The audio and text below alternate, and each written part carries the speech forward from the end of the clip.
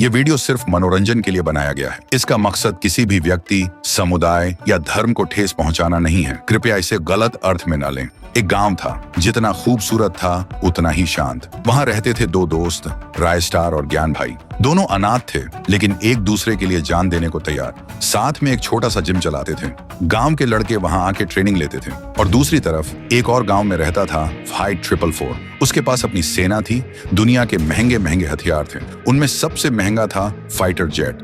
वो इन सब से हर एक गांव को अपने कब्जे में लेता था। और अब फाइट 444 का टारगेट था वही गांव जहां रायस्टार और ज्ञान भाई रहते थे।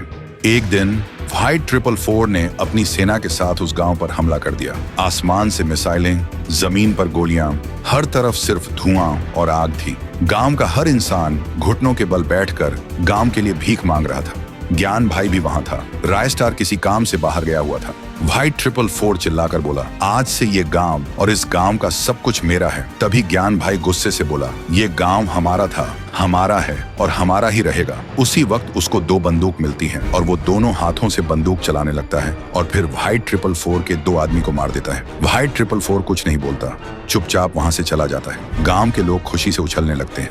लेकिन उसी रात ज्ञान भाई रायस्टार को लेने जा रहा होता है। रास्ते में फाइट 444 का आदमी उसका रास्ता रोक देता है। ज्ञान भाई चौंकता है, बाइक का ब्रेक लगाता है। तभी पीछे से एक और आदमी आता है और ज्ञान भाई के सिर पर वार करता है। ज्ञान भाई वहीं गिर जाता है। अगली सुबह गांव में हलचल मच जाती है। गांव के बीच एक पेड़ से ज्ञान भाई की लाश लटकी मिलती है और उसकी छाती पे लिखा होता है, अब गाँव मेरा है। जब रायस्टार को खबर मिलती है, वो भागते हुए आता है और ज्ञान भाई को देखते ही टूट जाता है और रोने लगता है।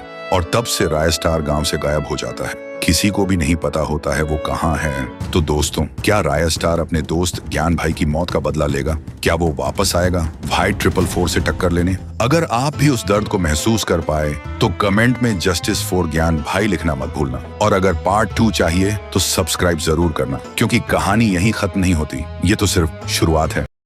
3 महीने हो गए थे। ज्ञान भाई की मौत के बाद रायस्टार जैसे हवा में घुल गया था। किसी को नहीं पता वो कहाँ है, जिंदा है या मर गया। तब से गांव में सिर्फ एक ही नाम का राज था, फाइट 444।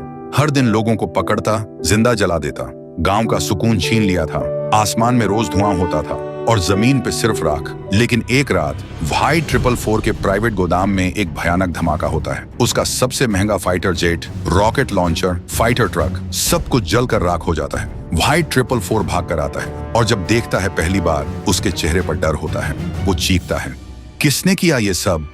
तभी आसमान में एक ड्रोन दिखाई देता है और उसमें चलती है एक ऑडियो रिकॉर्डिंग रायस्टार की आवाज में। मैं वापस आ गया हूँ, तुझसे तेरा हर गुनाह वसूल करने, ज्ञान भाई के लिए और हर उस बेकसूर के लिए जिसे तूने जिंदा जला दिया था। अगली सुबह फाइट 444 के 20 से ज्यादा आदमी गायब हो जाते हैं। जहां भी लाश मिलती है वहां लिखा होता है, जस्टिस फॉर ज्ञान भाई। फाइट 444 के हाथ कांपने लगते हैं। वो चिल्लाता है, रायस्टार को ढूंढो, मार दो उसे।